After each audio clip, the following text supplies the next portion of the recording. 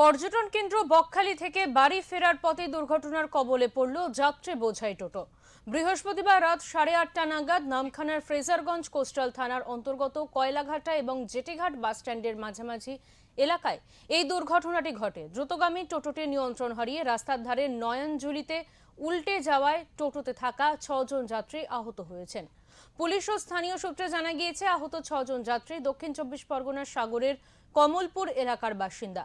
দ্রুত গতিতে থাকা টোটোটি একটি বাঁকের মুখে নিয়ন্ত্রণ হারিয়ে সোজা নয়নজুলিতে গিয়ে পড়ে। দুর্ঘটনায় বিকট শব্দ শুনে স্থানীয় বাসিন্দারা দ্রুত ঘটনাস্থলে ছুটে আসেন।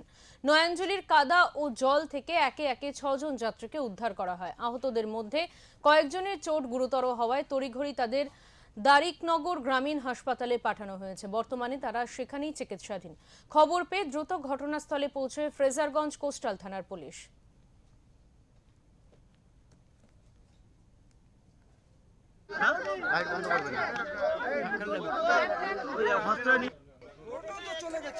কোথায় এসেছিলেন, কোথায় আপনারা? ও আচ্ছা, কাঁকড়া মেলা দেখতে এসেছিলেন। তারপরে ও আচ্ছা, ঘুরতে। এই টোটোটা কি আপনার কাঁকড়া মেলা থেকে আপনাদের নিয়ে এসেছিল? লালপুল।